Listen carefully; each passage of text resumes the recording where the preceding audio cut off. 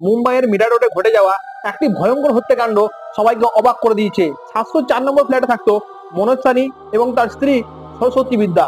তাদের সম্পর্ক নিয়ে প্রথমে সন্দেহ থাকলেও পরে জানা যায় যে তারা মন্দিরে গিয়ে বিয়ে করেছিল।